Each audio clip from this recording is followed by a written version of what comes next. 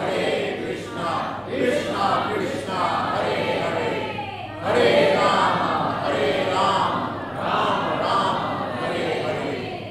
Om Namo Bhagavate Vasudevaya. Om Namo Bhagavate Vasudevaya. Om Namo Bhagavate Vasudevaya. Om Namo Bhagavate Vasudevaya. Om Namo Bhagavate Vasudevaya. Om Namo Bhagavate Vasudevaya. So, I'd like to speak about the Damodar Leela. This week is an auspicious week. On the Diwali day is when the Damodar Leela took place. And that day is coming up this week, followed by the Govardhan Leela. So there's a nice verse in the Srimad Bhagavatam, and it is spoken by Queen Kuntī, mother of the Pandavas and of Krishna. And when Krishna, after the battle of Kurukshetra, Krishna was getting on his chariot, he was going to return back to his home in Dvārakā. Kuntī approached him on the chariot and offered a stream of very beautiful and philosophical prayers. And one of those prayers is as follows.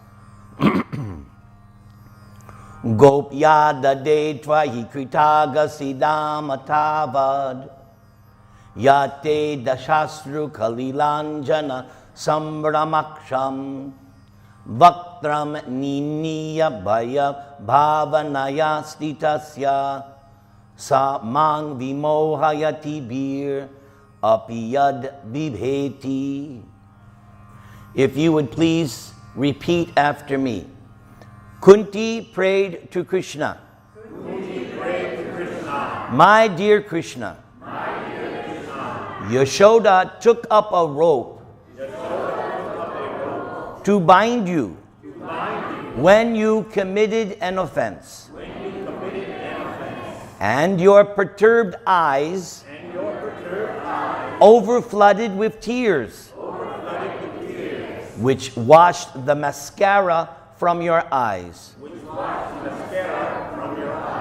And you were afraid, although fear personified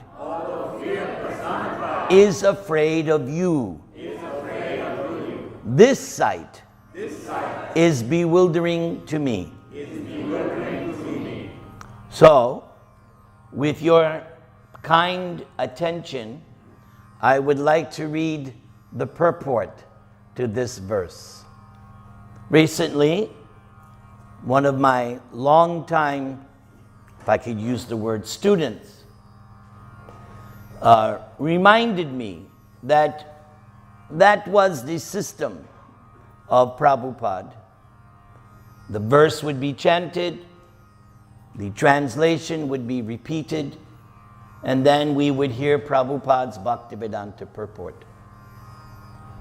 What I've been doing for many years is giving a lecture to set you up for the purport. But today, I'm going old school. So I'm going to give the purport. So, of course, this movement, as Archita was speaking, this is Prabhupada's movement. He gave it to his disciples upon his departure to expand and make it become more fulfilled. But we must never forget that Srila Prabhupada is the founder Acharya. Founder means he's the one that started this movement with his, you could say, blood, sweat, and tears. And Acharya, he taught us by his example. He wrote these books, these Bhaktivedanta purports, And he even gave an instruction: if you want to become a good preacher, cram my purports. And he gave us this movement, but Acharya, he taught not just by precept, by his personal example. So this movement, our movement, his movement, depending on your angle of vision, this movement will only be successful if we keep Srila Prabhupada as the founder Acharya. That means whatever we implement, decision, has to be based on, first of all, what did he write? He considered his books document. For instance, at one point, somebody said, 16 rounds of Hare Krishna is too much. We should make it 4. No. It is written as document, 16 rounds. Then somebody said, 4 regulative principles, too much. Let's make it 3. Can't do that. You can do it, but make some other movement. Your 3 principle movement and 4 rounds movement. Go ahead, do your own movement, see how far you go. But this movement, the basis is 16 rounds chanting of the Hare Krishna mantra. Everybody? Hare Krishna, Krishna Krishna, Hare Hare, Hare Rama, Hare Rama, Rama. Hare Hare. And strictly following the 4 regulative principles. So now we will try to hear Srila Prabhupada's purport. Are you ready? Yes, Hare Bol. Okay. I'll try to read it dynamically so it becomes more attractive to your ears. Here is another explanation of the bewilderment created by the pastimes of the Supreme Lord. The Supreme Lord is the Supreme in all circumstances, as was already explained. Here is a specific example of the Lord's being the Supreme and at the same time a plaything in the presence of his pure devotee. The Lord's pure devotee renders service unto the Lord out of unalloyed love only. And while discharging such devotional service, the pure devotee forgets the position of the Supreme Lord. The Supreme Lord also accepts the loving service of his devotees more relishably when the service is rendered spontaneously out of pure affection, without anything of reverential admiration. Generally, the Lord is worshipped by devotees in a reverential attitude. But the Lord is meticulously pleased when the devotee, out of pure affection and love, considers the Lord to be less important than oneself. The Lord's pastimes in the original abode of Goloka Vrindavan are exchanged in that spirit. The friends of Krishna consider him one of them. They do not consider him to be of reverential importance.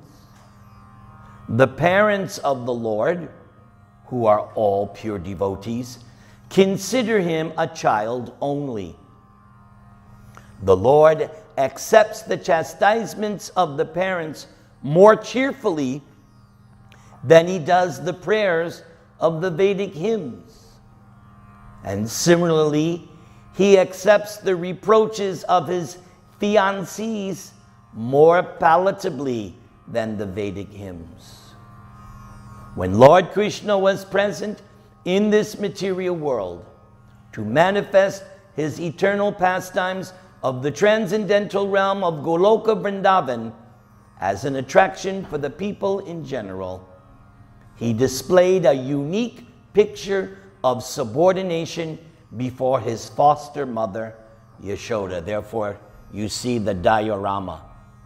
See there, the diorama shows that.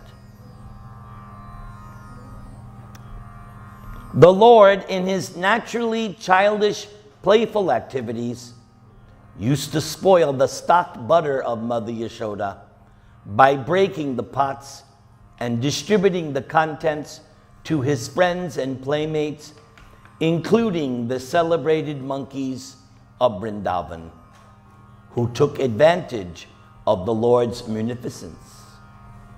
Mother Yaśodā saw this, and out of her pure love, she wanted to make a show of punishment for her transcendental child. She took a rope and threatened the Lord that she would tie him up, as is generally done in the ordinary household. Seeing the rope in the hands of Mother Yaśodā, the Lord bowed down his head and began to weep just like a child, and tears rolled down his cheeks, washing off the black ointment smeared about his beautiful eyes. This picture of the Lord is adored by Kuntī Devi because she is conscious of the Lord's supreme position. He is feared often by fear personified, yet he is afraid of his mother, who wanted to punish him just in an ordinary manner. Kuntī was conscious of the exalted position of Krishna, whereas Yaśodā was not. Therefore, Yaśoda's position was more exalted than Kuntī's. Mother Yaśodā got the Lord as her child, and the Lord made her forget altogether that her child was the Lord himself. If Mother Yaśodā had been conscious of the exalted position of the Lord, she would certainly have hesitated to punish the Lord. But she was made to forget this situation because the Lord wanted to make a complete gesture of childishness before the affectionate Yaśodā. This exchange of love between the mother and the son was performed in a natural way, and Kuntī, remembering the scene, was bewildered, and she could do nothing but praise the transcendental filial love. Indirectly, Mother Yaśodā is praised for her unique possession of love, for she could control even the all-powerful Lord as her beloved child. Thus ends Srila Prabhupada's purport to this verse. Srila Prabhupada ki. So now I will speak something that is also the instruction of my spiritual master. So before I speak, I always chant two mantras. Those of you who know me well know. Trinadapi sunechena, toradiva sahishnuna, amanina manadena, kirtaniya sadahari. Although I am seated here on an elevated seat, I must constantly remember that I am simply the insignificant servant of the servant of the servant, millions of times down, of the Supreme Lord. And better, I think of myself as the insignificant servant of my spiritual master. I must be more tolerant than a tree. I must be devoid of all sense of false prestige. I must give honor to all of you because Krishna is in your heart. Therefore, each of you is the resting place of Krishna. I offer you my respect.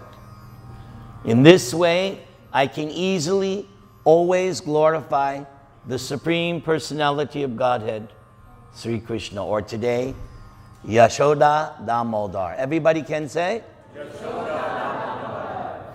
Then my other mantra I chant, Hare Nama, Hare Nama, Hare Nama Eva Kevalam, Kalo nastyeva, nastyeva, nastyeva gatiranyata. This is the mantra that I fully believe in, I live by. Regardless of who, what, why, whatever it is you're trying to do, there's only one way. One way, one way. And it's not Jesus. The one way is the holy name of God. Everyone chant, Hare Krishna, Krishna Krishna, Hare Hare, Hare Rama, Hare Rama. Rama, Rama, Hare Hare. So the first thing that comes to my mind, this is a prayer. Kunti's offering a prayer. There are 9 processes on this path of bhakti. That is what we do here. We are doing bhakti, devotional service. Those who have studied Bhagavad Gita, you should have no doubt. Krishna says at least 3 times, you want to see me? Bhakti. You want to come to me? Bhakti. You want to know me, understand me? Bhakti. There's no second opinion. I've read Bhagavad Gita. I read it every year, cover to cover. That has not changed. The way to go to God is bhakti. And there are 9 items, of which you're right now doing the first one, hearing. This is the beginning of spiritual life. Never forget that. No matter what happens to you on your journey, we're all on a journey. We're all in the same, you could say, path. We're trying to go where? Back home. Back to Godhead. Only some of you know that? Yes, we're trying to go back to Godhead. And my favorite word, back. That's my favorite word. Back means you were there. Remember that. Don't let anybody tell you otherwise. You were there. And you're going back. Thank you very much. Okay. So, bhakti, hearing. So no matter on your journey, no matter what happens, you stumble, you fall, you get off track, as soon as you recognize, then the first thing you do, begin hearing. Either you come to the temple and hear, or if you have your iPod, hopefully in your iPod you have more than just pop tunes. You have lectures, you have bhajans, you have kirtans. Best thing, like I have in my iPod, I have all of Prabhupada's bhajans and kirtans. And that's what I listen to all day long. But you should begin this hearing of Krishna consciousness. That's the first step. I'm doing the second one right now. Kirtanam, speaking, glorifying, chanting, describing. During the kirtan, you were doing both. That's why kirtan is so special. During the arti, during the kirtan, you were doing both. You were hearing the leader, Govinda Dat Prabhu, and then after hearing him, you repeated and chanted. So you were doing 2 items. This is so nice. There's a devotee in history, Ambarish. He did all 9 items of devotional service. But even if you only do 1 perfectly, all success. But Lord Chaitanya, who's on our altar, he recommends these first 2 items must be done. Hearing and chanting. Don't go on to the other. First get solidified in the first 2, hearing and chanting. Therefore, everybody chant the Maha Mantra 1 time. Hare Krishna, Krishna Krishna, Hare Hare, Hare Rama, Rama Rama, Hare Hare. It's good to have Pavana Gopal Gaura back, because you have strong, I haven't heard you in over a year. Your chanting is strong. Thank you, Narayana. Very good. Hare Krishna. Never lose that strong chanting, no matter what. Okay, so one of the items is offering prayers. In the Srimad Bhagavatam, there are hundreds of prayers, whole chapters dealing with prayers. Like this chapter, where this prayer comes from. The whole chapter is entitled Prayers by Queen Kuntī. And there are other. So if you want to pray to God, select the prayers from this Srimad Bhagavatam. Your prayers will be, as the Indians know, pakka. Or in Espanol, perfecto. Yes, recite the prayers of Srimad Bhagavatam. And Kunti's prayers, Prabhupada loved Kunti's prayers. He lectured on them in New York and in here, Los Angeles, and also in Mayapur. He loved these prayers by Queen Kuntī. So Kuntī is praying to Krishna again. It's after the battle of Kurukshetra. Krishna is about to leave. Kuntī approaches him, and one of them was here. My dear Krishna, Yaśodā took up a rope. So do you see the rope in the diorama? Does she have the rope? Yes, so this is very nice. It's meditation. Sometimes people ask, do you do meditation? Yes, rope meditation. We meditate on this scene, and she has a rope. But prior to the rope, what did she have in her hand? Stick. And some of you might know what it's like to get hit with this stick. It's not very nice. And that's why Krishna was crying, rubbing his eyes, and he was shaking in the song. I think we'll sing the song later, the Damodarashtakam prayer. So it says that Krishna was shaking and he was breathing quickly because he was afraid. And it's described how Krishna was wearing a pearl necklace, not plastic. Krishna was, because nowadays, who can afford pearls? The 1% can. So he had a necklace of pearls, and he's quivering, shaking, breathing quick. He's afraid of his mother. As Kuntī said, she took up a rope to bind you when you committed an offense. What was the offense? She had to take care of something on the stove. She had been feeding Krishna her milk, but because of the milk boiling over on the stove, she had to put Krishna down. Krishna became angry, bit his lip, took a stone and broke the pot. Then, so that's the first offense. All right? Then what did he do next?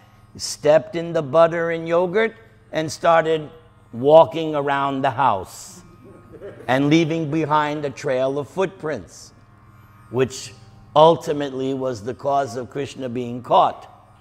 Because when Yaśodā came back and saw that the pot of butter that she was churning was broken, she could see where her son had gone by the butter-smeared footprints. All right. So what happened then? She follows the footprints, and there on the big wooden grinding mortar is Krishna, and he's looking this way and that way. Why? He knows he's done nonsense. He knows that his mother is going to come for him any second. But what is he doing? Next offense. What is he doing? Because he's standing on top of the wooden grinding mortar because he wants to reach where the butter and yogurt is hanging from the ceiling, from a big pot. And what is he doing with that butter and yogurt? As was mentioned by Prabhupada, who was his new friends now?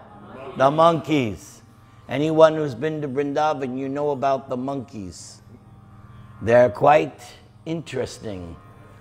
Be careful of your bead bag, your watch, your cell phone, your camera.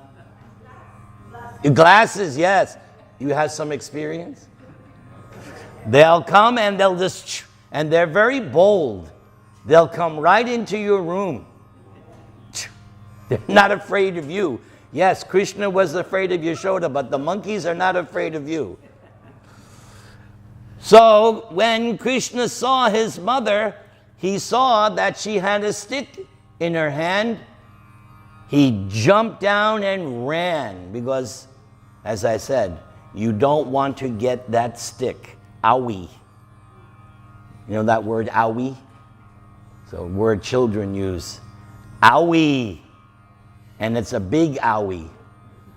So Krishna is running, but Yaśodā can't really catch up because of her body. So eventually, after some time, she captures Krishna. There's the scene right there. She has captured him. Now he's shaking. Now he's trembling. Now, as it says here, your perturbed eyes overflooded with tears, which washed the mascara from her eyes. So Kuntī, and also in the song, is very descriptive about how God looks like. And I always like to make this point, that in our philosophy, our culture, we have exact description of what God looks like. I would dare anyone to show me any other religion on the world that can give as much detailed description of what God looks like. I don't think any other religion has it, and if they do, not to the extent that we have. Not only do we know what God looks like at this age, we know what he looks like other age, we also know what he likes to eat, as we will learn next Sunday in the Govardhan. Because when he tells the residents of Vrindavan how to worship Govardhan Hill, he gives the whole menu. And there are no tacos or burgers. And he's not vegan. Krishna gives an exact list. Rasgulla, what's that made with? Oh, there you go, vegans. Rasgulla, Ladu, Sandesh, Rubbery. Who likes rubbery? Nice. Yes, you do. All right. Sweet balls, pakora, halava, sabji, sweet. You getting hungry? Yeah. Should I end the class right now? It's Ekadasi. So Krishna is very exact what he wants offered for this Govardhan Puja. So our scriptures give us such detailed information of what God looks like, who his parents are, his friends, his wives, his girlfriends, such a complete description of what is God. That's one thing that keeps me focused, that there's so much detailed description about God. Not that he's just some old man sitting in a chair, or an old man with a beard, or my favorite one, I remember, I would get these pamphlets and they would have God, and he'd be a man sitting in a chair with no face. And I would go, who wants to worship that? Whereas Prabhupada's presentation of Krishna, in his writings, Krishna is what? All attractive. That's such a fantastic concept, that God is all attractive. He's ever youthful. So there's so much to read about and meditate.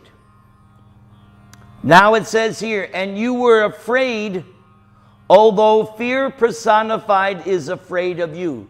This is bewildering to Kuntī.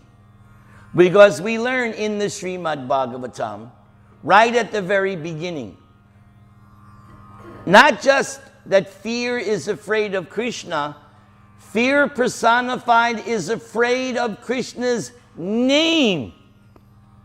Because this is absolute science. And this is the basis of chanting. The basis of chanting. Because this question comes up. How come you guys chant all the time? What's this chanting? Why is it so important? It's based on the following axiomatic truth. The name of God is God. It's not a symbol. No. The name is the person. My favorite example, which Prabhupada gives. I'm thirsty. Water, water, water. Does that quench my thirst? No. What do I need? Need water. Do I have your permission? Yes. You need the object, water. I could chant water, water, water 1,000,000 times. I'm only going to get more thirsty. I need the substance. Why? Because it's material. That's the material world. Just imagine, if this was the absolute world, you wouldn't have to work. Money, money, money. That doesn't happen, does it? You all know how hard you have to work that make that buck, right? You have to undergo so much tribulation and suffering driving on the freeway, and let's face it, like my wife again confirmed it, it's not the work. What's the hardest part of the job? Your co-workers. Isn't that the fact? Getting along, the office politics. It's not the work, the job is easy. But getting along with the boss. Right. You have to worship the lotus feet of the boss. Oh, Srila Boss, you're so wonderful. Even though in the back of your mind, you're such a jerk. But you can't say that to your boss, right? So the hardest part, I know, I used to work in an office here in Westwood. I figured out the game right away. I just said, oh, boss is Guru Dev. And all the other secretaries in the office, oh, you look so nice today. Then you get anything you want. Oh, yes, you need this? Okay, you need this report? Okay. Oh, did you lose 5 pounds? Oh, yes, flattery. Secret of success. Wife too. Yes, I've said many times, if you want something, you don't go, hey, you. That's not, you're not get anything like that. My dear Devi, my dear goddess, could you please make me a samosa? Oh, yes, Prabhuji. Yes. So, fear personified. So this name of Krishna is as good as Krishna. This is the whole science behind chanting. Once you at least philosophically accept it, you don't even have to understand it. If you just can accept that the name of God is God, then you can begin your life as a chanter. Now, as you chant, it doesn't matter your comprehension, doesn't matter. Just the fact that you do the chanting, the effects still occur. This was proven in another incident in the Bhagavatam, Ajamila. Ajamila was not even referring to God, but calling his son, he was still using the name of God. And that ultimately saved him at the crucial time of his life. And even though he didn't know it, he was still getting the effects. And the explanation is that you don't need to know even that you're taking a medicine, but just the fact that you take the medicine doesn't depend on your knowledge of it, still it acts. Like poison. If there was poison in here, I may not know, well, of course I'm not going to know, but if I don't know there's poison, and I drink it, it's still going to act, regardless of my knowledge or not. In the same way, the name of God is absolute. Its potency still acts whether I know about it or not. That's why we go out in the street and chant. Even though the people may go like this, too bad, it's still doing its work. It's still purifying them. So the science of chanting is, this sound vibration is God. It's exactly the same. And once that becomes something that you actually realize, when you actually realize that, because if you do realize that, you won't stop chanting. You couldn't possibly. If you actually understood and were realizing that this name of God is God, you couldn't stop, because you would be deriving so much benefit. Therefore, Lord Chaitanya says, Hare Nama, Hare Nama, Hare, always chant. Kirtaniya Sada, always. Everybody, let's all chant. Hare Krishna, Krishna Krishna, Hare Hare, Hare Rama, Rama Rama, Hare Hare. So, Kuntī is bewildered, as was mentioned by Prabhupada in the purport. The difference between Kuntī and Yaśodā. Kuntī knows the position of Krishna. In her other prayers in this chapter, she even begins by describing that Krishna, you are the supreme, you are God. Even though she is the aunt of Krishna, okay, she is the sister of Krishna's father Vasudeva, but she is aware of Krishna's position. But Yaśodā, as the diorama depicts, she's in illusion, divine illusion. We are an illusion, but it's not divine. The kind of illusion there we're in is not divine. But Yaśodā is in a divine illusion. She's still dealing with God. He is playing, that's the word, playing. It's a drama. He's enjoying. When you do a drama, it's enjoyable. No matter what role you play in the drama, it's enjoyable. Whether you play the villain or the hero, it's enjoyable because it's a play, it's a drama. You're having fun. So for Krishna, when he comes and displays his pastimes, of which this is one of them, he is enjoying it. He is enjoying the fact that he's afraid of his mother. He's playing, but he's playing the role perfectly, that he is afraid of his mother.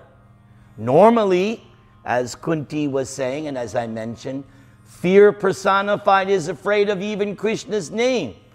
But that very same person is behaving as if he's afraid of his mother. And she doesn't know that Krishna is God. So why would that be? Why? Because Prabhupada mentioned it in the purport, if you were listening.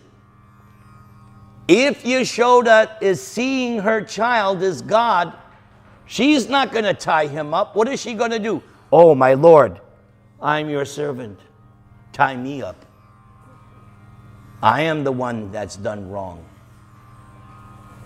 If somebody understands God, then the immediate mood is one of reverence and awe and veneration, like we do when we come to the temple. We fold our hands, we bow down, we offer prayers, we worship God in the temple in the mood of the King of Kings.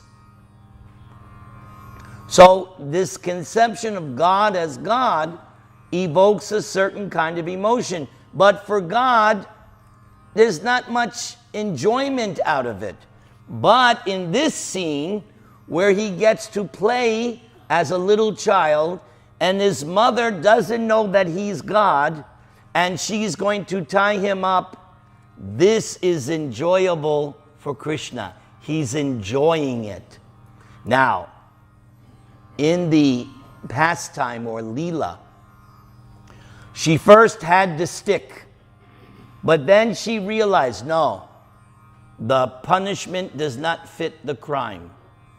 She reasoned that if I use the stick, it may have some adverse psychological effect on my child, and he may not grow up properly.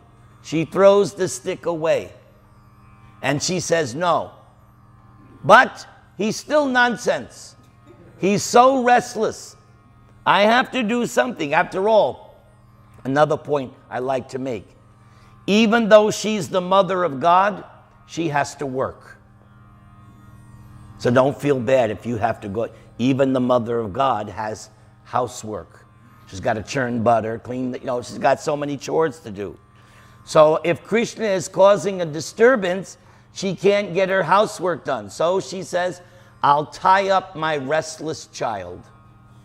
I have to calm him down. Like nowadays we have this expression, take a time out. When the children are too naughty. All right, time out. Go to your room. You can't do all this. Time out. So this is a time out for Krishna. So she ties him up to the wooden grinding mortar where he was standing. But here comes the fun. Krishna now is going to play a trick, because that's what Krishna likes to do. So she gets some rope and she decides to tie him up, but it's 2 fingers too short. She asks the servant, bring more rope. Okay, more rope is added. Wait, it's still 2 fingers too short. Bring more rope, Jaldi, bring more rope. So they keep adding more rope and more rope. And when she makes the final knot, 2 fingers too short. Meanwhile, some of the neighbors are coming and they're going like this. They can see what's going on. Krishna is bamboozling her. Even if you had brought all the rope in the universe, trust me, it would still be 2 fingers too short. What is Krishna teaching? Not just Yaśodā, but us. He's teaching us, hello, you can't bind me. I'm God. I'm supreme. And ropes are not going to capture me. But when Yaśodā gives up, right, after tying so many rope after rope, she gives up. Her flower garland falls, she's perspiring, she just goes like this.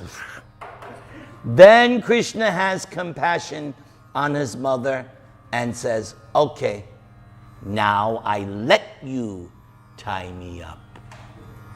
So what is Krishna showing? You cannot bind me unless I agree to be bound up.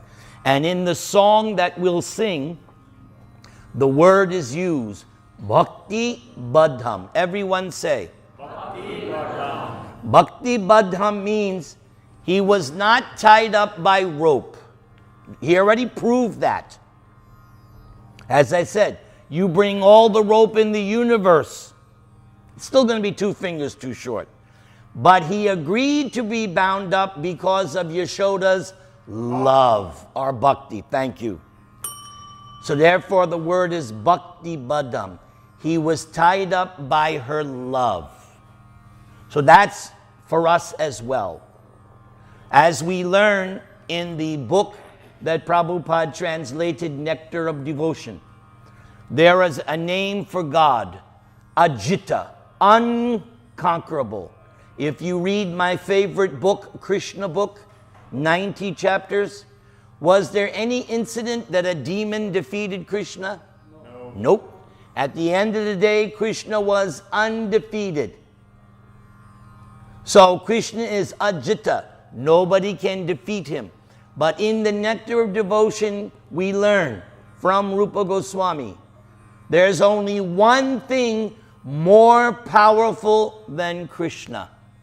Love of Krishna. Yaśodā has that.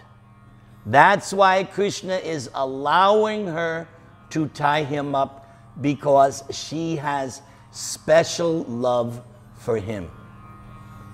She has what is explained by Shukadeva Goswami, vimukti. Everybody can say that word. Vimukti. She has special liberation. Now don't get mad at me. I'm going to say something. Don't get mad at me. I'm just a messenger, okay? If you have a problem, take it up with Shukadeva Goswami, because this is what he says.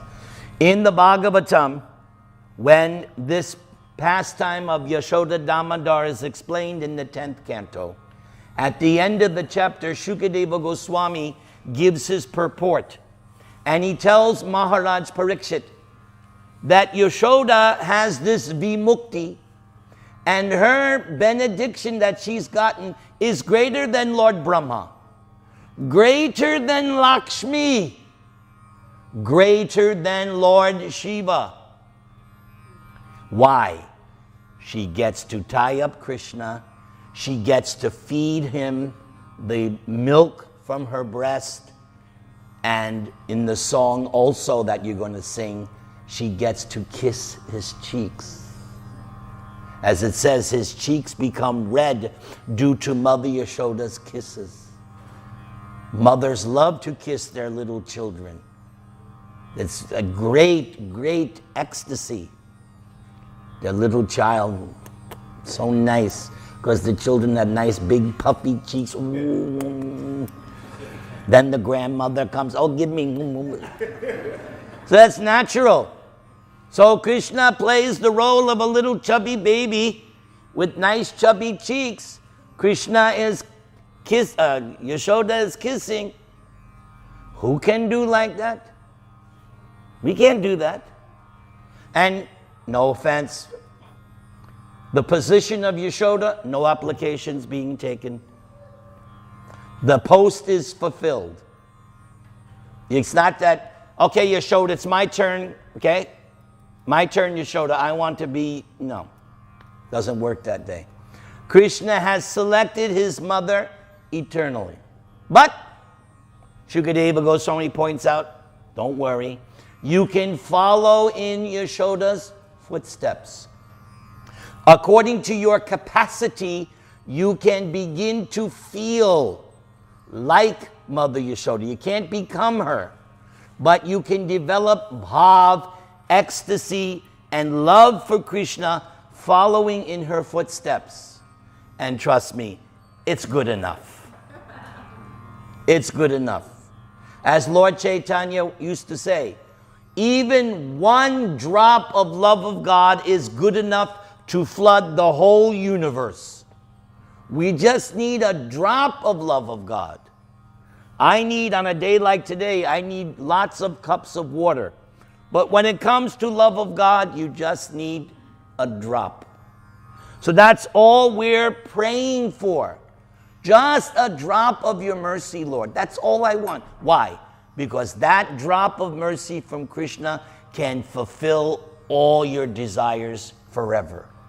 Are you ready to try to taste a drop of that nectar? Yeah. Hare Krishna, Hare Krishna, Krishna Krishna, Hare Hare, Hare Rama, Hare Rama, Rama Rama, Hare Hare. You sing.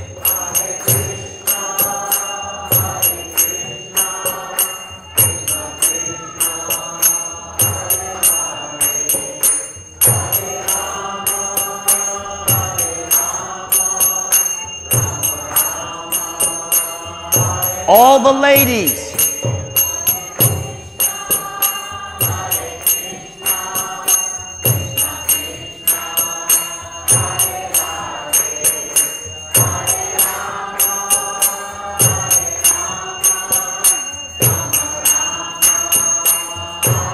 Now the men.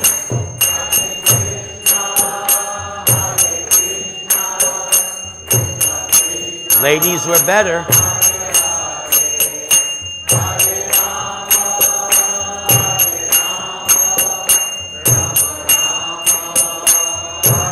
All together. Hare Krishna, Krishna Krishna, Hare Hare, Hare Rama, Hare Rama, Rama Rama. I want to thank you all for staying. You were a wonderful audience. It was a great privilege to speak to you today. I hope I get another opportunity. May Krishna bless you, protect you, maintain you, and may you also one day tie up Krishna with the ropes of love. Hare Krishna.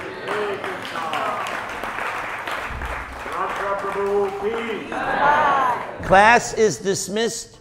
Ekadasi Prasad awaits you.